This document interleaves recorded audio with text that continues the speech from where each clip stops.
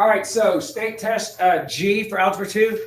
1 was A, 2 is B, 3 is B, 4 is D, 5 is B, 6 is C, 7 is A, 8 is D, 9 B, 10 B, 11 C, 12 is A, 13 is B, 14 is B, 15 is A, 16 is D, 17 is A, 18 is D, 19 C, 20 C, 21 A, 22 C, 23 E, 24 D, 25 C, 26 B, 27 E, 28 C, 29 C, 30 B, 31 E, 32 B, 33 A, 34 D, 35 C, 36 D, 37 A, 38 C, 39 C, 40 B, 41 C, 42 D, 43 A, 44 B, 45 A, 46 E, 47 E, 48 C, 49 A, and 50 D.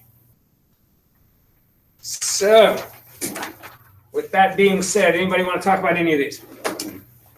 Pick a number, we'll take a look. What's the trick for 16? Because there's no way. 16, let's take a look. Oh, yeah. I cannot remember that. Okay, so one option is to do long division. And when I looked at long division on that, I'm like, I got to divide an x cubed into an x to the 87. I'm going to be here all day. And this is also on the comprehensive test, this question. And Brandon said, well, I did that. And there is kind of a pattern, but you see the pattern, you still got to think through all the way to the end. He goes, it took me forever. So here's what I did. I thought, okay, if a polynomial that represents any value of x, right?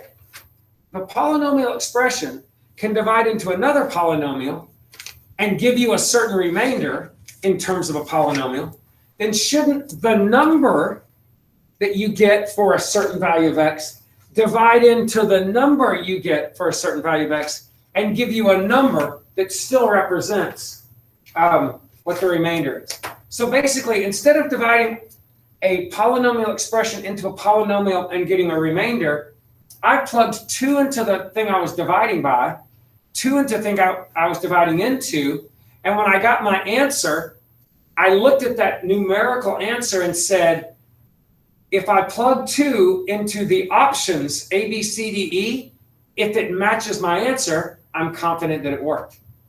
So that's what I did. So I said, okay, let me plug 2 into the polynomial that I'm going to divide by. And when I did that, I got 10. And let me plug 2 into the polynomial I'm going to divide into. And I got a big number that was too big for me to figure out. Now, I could have actually multiplied this out, subtracted, added, whatever, and then divided by 10, which would have been easy because I could have just looked at the ones digit. When you divide by 10, you always get to the ones digit. But I thought, man, that's going to take forever. So I used mods. And we've talked a little bit about mods, right? So I said, if I'm looking for a remainder, I can divide any base by 10. Well, that doesn't help because my bases are already really small. But what are you allowed to divide exponents by? A phi number. And the phi of 10 ends up being 4. And we learned 2 ways to do that. The first way was factor 10, and then just take the 10 and multiply it by the fractions, 1 less. And then that cancels and gives you 4. Or to write out the numbers 1 through 9 and cancel out any number that has a common factor with 10, and then count up how many are left. And there were 4 left. If I divide 4 into that, it has a remainder of 3. 4 into that has a remainder of 2. 4 into that has a remainder of 3. 4 into that has a remainder of 1. And I don't need to do anything with that 1. And now these numbers are really easy to add and subtract. And I end up with 7 is the remainder when I divide by 10. Now, what did I do with 7? Because 7 wasn't an option. Well, remember, I had a bunch of variable expressions, right? So if I'm plugging 2 into my equations, I'm just going to plug 2 into my answers. Now, when I did that, I came up with more than one answer that was 7. So what did I think, if I remember correctly? So I went, well, how do I discern between one and another? Try another number. So I plugged 3 into my polynomial and got that. And I plugged 3 into what I was dividing by, and I got 30. And I repeated the process. Clearly, the bases are already too small to divide by 30, but what's 5 of 30? Well, 5 of 30, using my little trick, 2 times 3 times 5, right? 1 less, 1 less, 1 less, gives me 8. So I divided 8 into that, got a 3 to the 7th, 8 into that, 3 squared, 8 into that, 3 to the 7th. 8's already too big for that, so I left that there and there. And look, they canceled again, and I got 9 and 243 and 1, which gave me 253. And then that's a base. So I divided 253 by 30, and it had a remainder of 7, maybe. Sorry. Oh, it had a remainder. Sorry, I had a remainder of 13. So how again do I determine if 13 matches my answers? Well, if I'm plugging 3 into the polynomials, I plugged 3 into the answers, and that told me, oh, the one that gave me a confirmed 7, the x squared plus x plus 1, also gave me that 13 when I plugged the 3 in. So I went, it must be x squared plus x plus 1. Now, listen, that's not something that I would expect. Did I put bonus by that one, or is that one of the ones? Which one? Regular. It wasn't a bonus. I put a regular on that? Yeah. Oh, sorry. Should have put bonus. That's pretty ugly on that thing. So I wouldn't have expected. I honestly, when I looked at it, I was like, what in the world? I probably skipped it. I mean, you'll notice my handwriting's really nice here. That's because I sit around on a Saturday afternoon and kick back, turn the TV on, and just start working problems or whatever. And I just do that until I'm finished, and I try to make a nice, pretty key. So I'm taking the time to think and be creative. And at the end of the day, I'm like, okay, that's the best way I've come up with, the easiest way that I think maybe you could do it. And then I make up a nice key. So you don't have the benefit of being calm when you get 2 hours to run through 50 questions. So don't worry about that. But also consider the fact that you can miss a lot of questions and still score in the top 4 here. You know, I mean, a 168, I mean, that's a great score. That was third, or 166 was 3rd place. You don't have to get everyone right. So don't worry about that. I mean, you saw the scores that you saw on that sheet were the top 25% of the people in Division 2, which is what we are in. And they were like 100s and above. So like if you have 106, granted, it's not going to be the top 4 scores on our team with a 106, but it's still nothing to be sad about because you're still in the top 25% of the people in this size school. And it's hard to compare. I know you look at this other division and go, oh, they're so much better than us. They have math team class on top of their math team class. Like they have a math team elective. All the major schools like ASFA, Hoover, Vestavia, they have their math class. Then they have a math team elective. And then they also, their teacher has a free period during 5th. And they come in there and they just work math team problems for an hour. So they have 2 hours a day, most of these schools that compete in Division 1 if they're successful. You don't have that. You're doing it in 50 minutes. And not only, it's like 3 hours versus 50 minutes, or whatever, 3 50-minute sections versus 1 50-minute section. Of course they're going to be better. They've practiced every problem 10 times by the end of the year. So I don't concern myself with that. People in 6A and in 5A or whatever, we normally are just dependent on after-school practice, which we don't even do, and what we get done in class. So I'm pretty happy with what we can manage to squeeze in a 50-minute period, and you can still do other stuff. What else? I like Microsoft A, B, and E because of that, like, whatever that guy's rule is with, like, the number of positive roots and negative roots and stuff. Oh, yeah. Yeah, I couldn't decide between B and C. Well, here's what I did. It said one of the roots was, and this, I don't know that this is a guarantee, but it worked for me. So at 38 said that, I think they gave you one of the roots, is that right? And they said, what would the polynomial? So it said the number blah is a root of which polynomial? So when I looked down at these polynomials, they were all cubed, which makes sense because if it's a cube root, then there's a good chance it's a cube as as an answer. So I just said, you know what? Why don't I just say, if X is what they gave me, cube both sides. So what I did is I said, okay, if X is what they gave me, if I cube the left side, I get X cubed. And if I cube the right side, do you remember the trick for cubing something? And we talked about this with strange sums. What did we do? What do we do when we cube an X plus Y? We cube the first, we cube the last, and we go 3 times the product And the sum. times the sum. But I already know the sum. What's the sum equal to? X. They gave me X was the sum of those two numbers, right? So I replaced that with an X, and then conveniently, look what happens when I multiply these two radicals. When I multiply the two radicals, it becomes one radical. Of course, I still have the 3 out there. And look what happens when I FOIL this. I get 81 minus 17, which ends up being 64. And the cube root of the 64 ends up being 4. And the 4 times 3 is a 12. And if I move that all to one side, that's one of the answers. Now, that's not a guarantee. This would be a perfect cube answer. That means this answer occurred all 3 times. There's no guarantee of that. But other than really doing some horrible synthetic division with that, I don't know how it's going to work out to make if you have something that ugly, you know how we said that imaginary numbers always occur in conjugate pairs, right? And square roots always occur in pairs. Well, guess what cube roots have to occur in? Triplets. So they have to be 3 of them. And those 3 of them are going to have to be identical. And you saw that here for all the square root stuff to go away. They weren't even conjugates. They were just the same thing because we cubed both sides. And look, all the radicals went away. So that's what I did on this. It was a problem I've never seen before. Like I hadn't seen a lot like this before, but I was just hoping, and I'm like, okay, if the pair thing works, then maybe the triple thing works. I'm just going to cube both sides, see what happens. And sure enough, it happened. But that was using that little strange sums trick that I had. That kept me from having to write it out 3 times and FOIL like a crazy man. It made it a little bit easier. What else? Did I put bonus on that?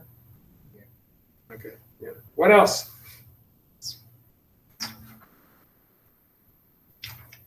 Well, 12.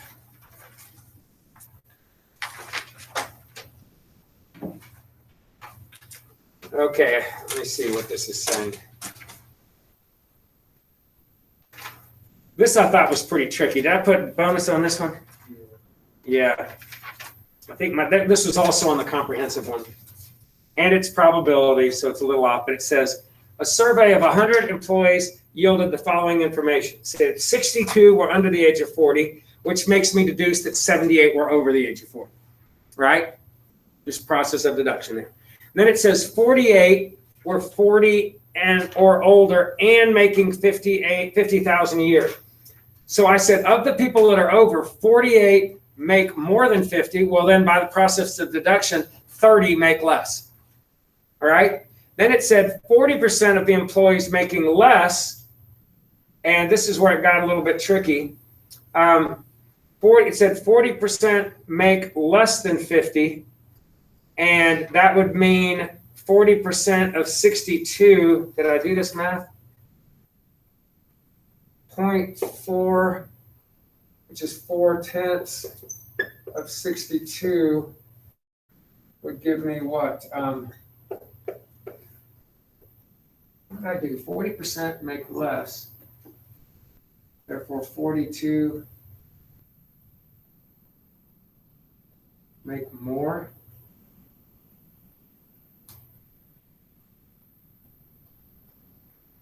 But that's not right. Hold on. 124 over 5. It's about 20 people. Yeah.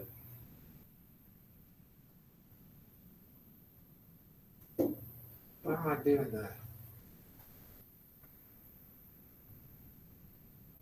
Okay, maybe I'm just approximating. 4/10 of the 62 people making less than 50 is about 20. It's really close to 20. No. Yeah, it really. Yeah. Really close to 24. What did I do here? I'm right. Hold on, let me read this again. 40% of the employees making less than 50 were under 40.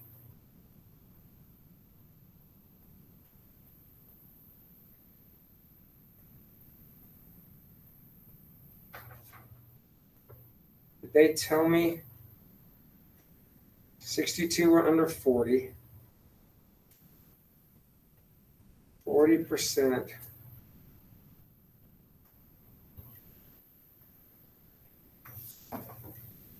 Okay, my mind is blanking. Can y'all see what I did here?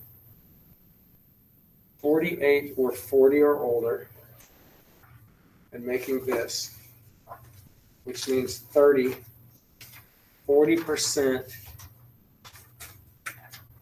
make less than 50.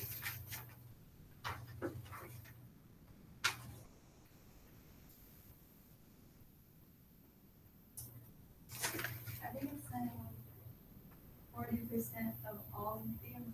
Yeah, that's what I was thinking. And you did 40% of the 62 under age 40. So you probably just read it wrong, but then got the right answer. It's too good though. 40%. Let me go back and look at that again. Hold on. That you're under 40 and making more than 50. 42 out of 140. It's too good for me to have made a mistake. How do I get 20?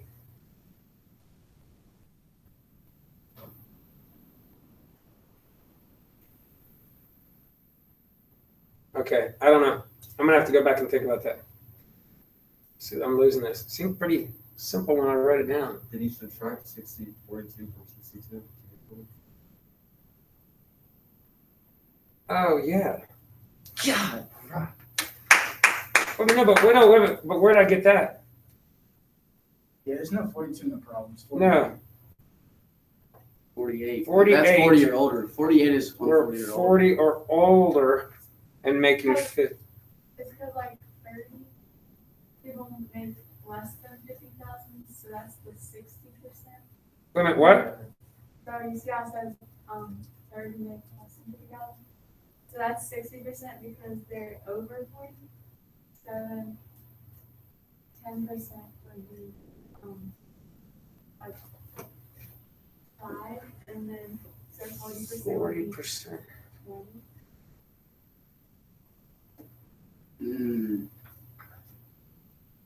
Say that again. What now? So it says 40% of the employees making less than 50,000 and like are under 40. So that means 16% are over 40 and 60%. Oh yeah, there it is. 60% of that is 30. Okay, yes. So if 40% of the employees making less than 50 are under that, then this is 60%. And 0.6 of that population is 30. So if I divide by 0.6, I get 50. And then 40% of 50 is 20. So that's where I got that 20. And if that's 20 there, geez, yeah, that's kind of ugly. If that's 20 there, that leaves 42 people here. Yeah, that makes sense. Yeah, I just got lost in it. Yeah, if 40% are doing that, then that means that this number over here is 60% of that population, which is 30, which means the population of this part was 50 that did that, and then 40% of 50 is 20. 40% of that number is 20, and that gives me a leftover of 42 if I subtract 20 from the 62. So kind of very cyclical kind of thinking. Look, I got lost in it the second time. I've looked through it, but that gives me 42 total out of the total of 140, which gave me 3/10. Ugh. So yeah, not very pleasant. But anybody get that? You did? Thinking like this? Okay. Good. Yeah, I got it the first time, but yeah. Anyway, what else? You need 32. Sure.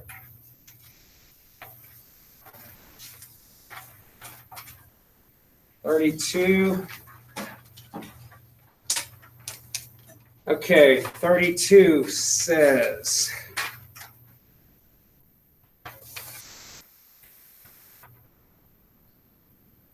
You are traveling at 65 miles per hour in a car on a straight stretch of road parallel to a train traveling in the same direction. It takes you 6 minutes to pass the train, which is 1.25 miles in length. How fast is the train traveling in miles per hour?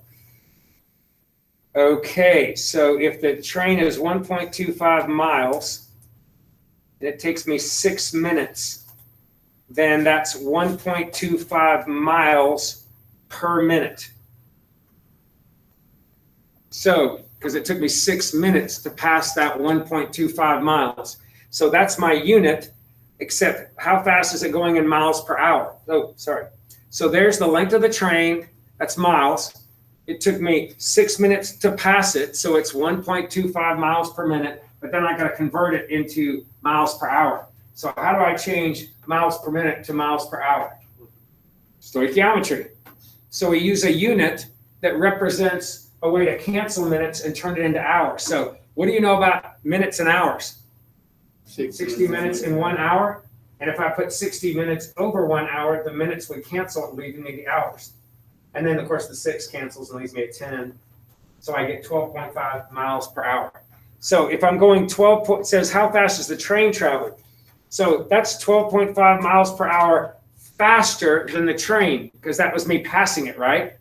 So if that's that many miles faster than the train, and I'm going 65 miles per hour, I'm going to subtract that from the 65 to get 52.5.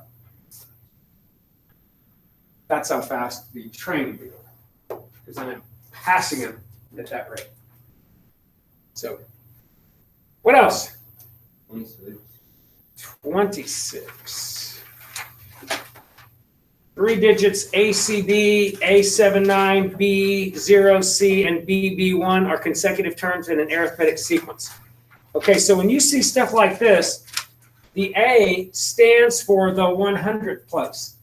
Okay, so when you see something like ACB, what that means is there is A stands for 100, so there's 100 times whatever that A is. Because think about it, if A was 7, wouldn't that mean 700?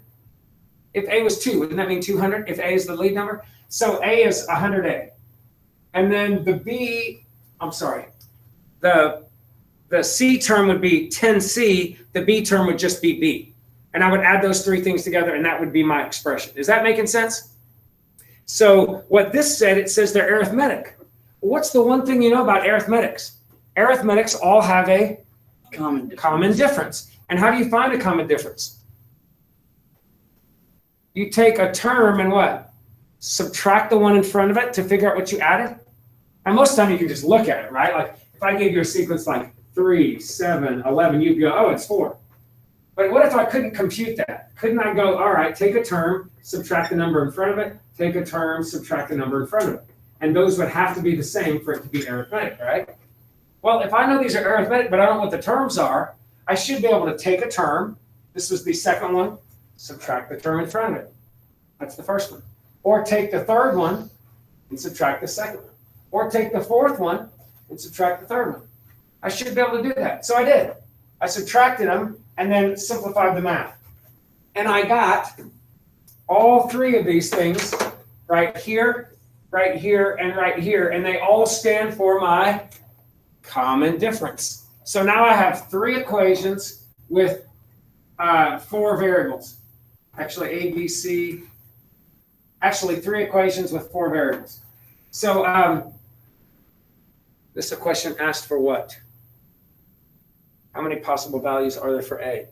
So I took the first one and set it equal to the second one, and I simplified everything and got that. And then I took the third no, the first one and set it equal to the third one. So I took that and set it equal to that, and I took that and set it equal to that. But you could have done any two pairs. And I got these two expressions with A, B, and C. So I went ahead and said, well, if I just picked one to solve for B, I look at that and I know that these are numbers, right? So what do your A, B, and C's have to end up being if they stand for digits? They have to be integers, positive integers, right? Or maybe a zero. So if I look at this and I go, well, if I solve for B, what's the only way for this to be a positive integer? For the top part to end up being divisible by what?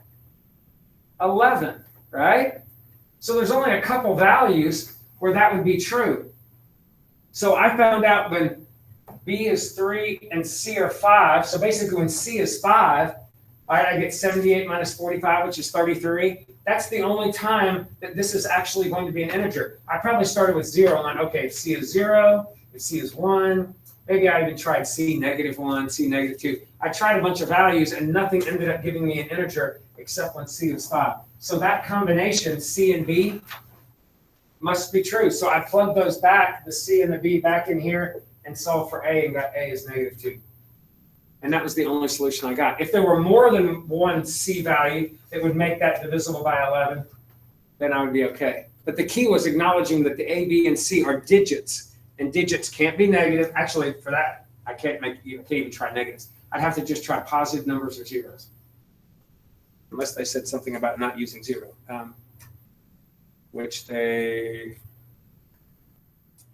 did not. So yeah, I would try 0, 1, 2, 3, and I'd go through the numbers, and I can only go check through 9 because C can't be a 2-digit value; it's a single digit, right? So anyway, found one C, one B, and therefore one A. So one solution. Little tricky, I thought, but the second I saw arithmetic, I thought, oh, there's a common difference. But if you didn't even get to there, like if you didn't get to this part, but anytime you see something like, hey, A, B, 7, C, 2, this would mean what? There's a single 2, and there's 10C, and then there's 700, and then be 1,000 B, and then there'd be 10,000 A. Is that making sense? Because this digit is in the 10,000th spot. So that would be what this is if this is the digit right here, if this is the actual number. But if you can translate like that, then you can actually get a system and you can get somewhere here, although, did I put bonus by that? Probably should. It's very long. Probably something I'd star and come back to as soon as I started writing stuff out. I'm like, ugh. But, anybody get that? Nice. Did you guess and check or do something like this? Yeah, I guess. Yeah, guessing and checking works too. Again, I like to show a mathematical way, but if I was you, sometimes I get creative and start thinking, hey, how can I just guess and check and see? Sometimes you can get there, especially if you're a quick processor. Don't discount guess and check. I don't put a guess and check answer on my keys unless I can't do it any other way. I always want to show you a mathematical way, even if it's not necessarily the best possible way. Even if sometimes looking at the answers is a lot better. What else, guys? 24. Sorry? 24. An unfair coin is flipped 10 times. Again, we haven't done probability, but this is maybe something y'all could do. So if it says, all right, the probability of getting heads once is 0.8, right? So it says the probability of getting heads is 0.8. So I'm going to I would normally just write that down. Probability is 0.8. Probability of not getting heads would therefore be whatever's left over. So the probability of getting tails is 0.2. So those are my heads and tails. Now it said, what's the probability of getting one head if you did it 10 times? So if you think about the fundamental counting principle, that means one head would be 4/5, right? And then I'd have a whole bunch of 1/5 or a 0.8 and a whole bunch of 0.2s. Now I can write that out 9 other times because there'd be 9, but I wrote it as to the 9th power. Now, once I do that, did I say that it has to be heads first and then 9 tails? No. Couldn't it be heads first in one situation? Or then maybe go tails, then the head and a bunch of tails? Or maybe go tails, tails, heads, then a bunch of tails. So how many ways or how many different outcomes could I have if there's just one head then? 10, because that head could have occurred in any one of those 10 orders. So I multiply by 10. That's what 10 over 1 factorial 9 factorial is, 10. Now, they made it easy in that case. But we'll learn in probability a real quick way to count the number of ways that could occur is to take whatever those two numbers were, add them together and make a factorial, and then take those two numbers and put them on the bottom. You'll learn that when we do probability.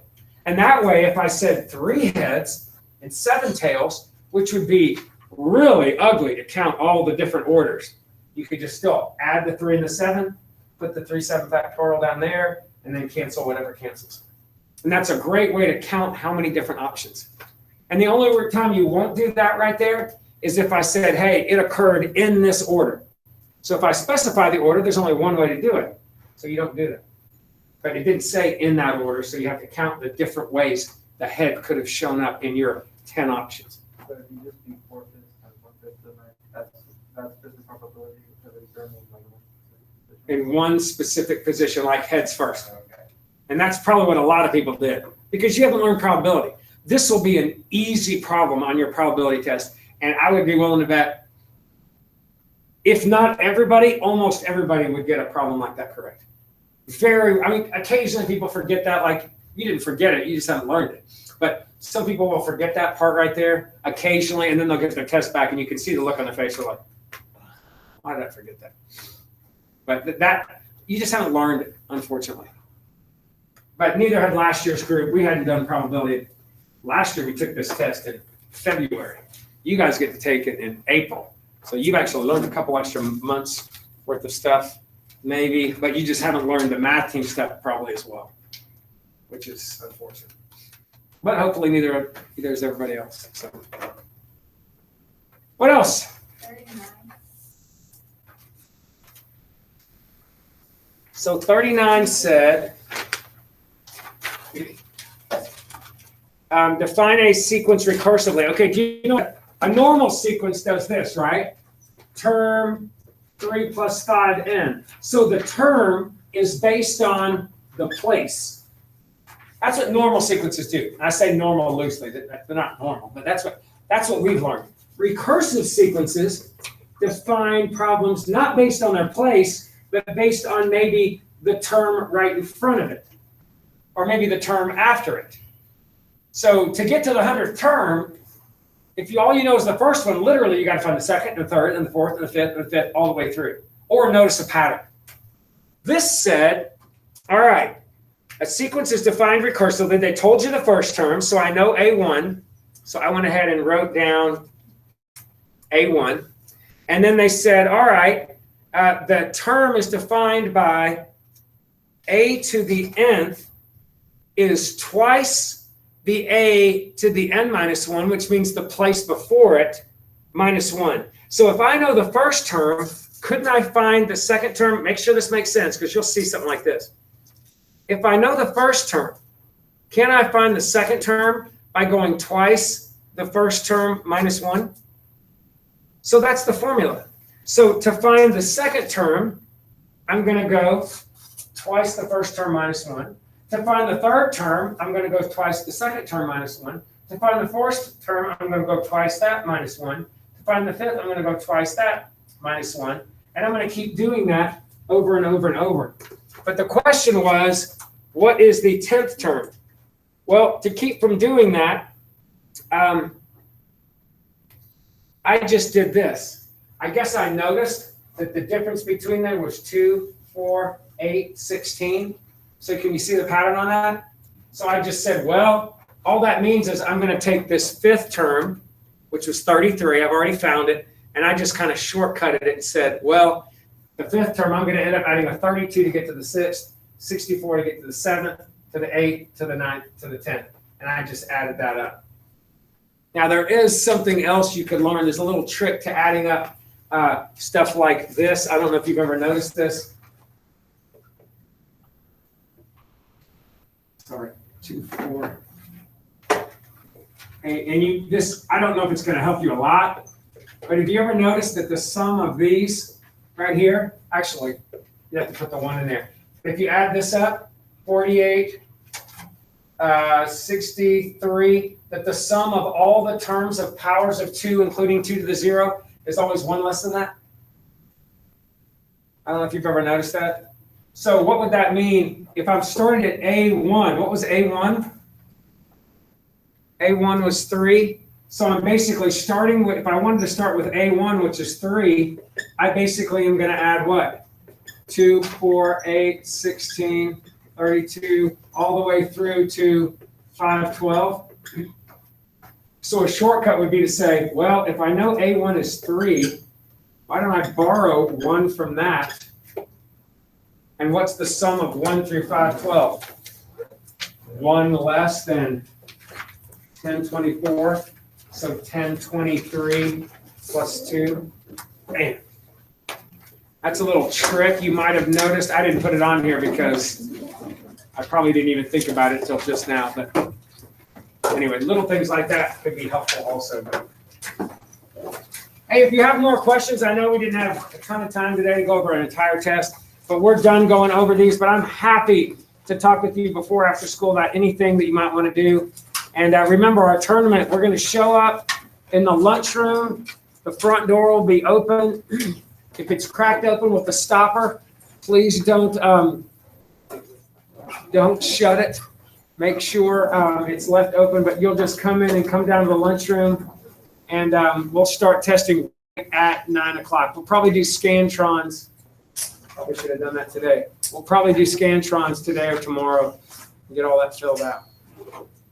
Or maybe I'll get the other class to do it for you, since we have 5th period. And we really do need everybody, please. If you have a conflict, skip it for me. I'm only asking you to go to 1 this year. There is only 1, but anyway. Y'all have a good one.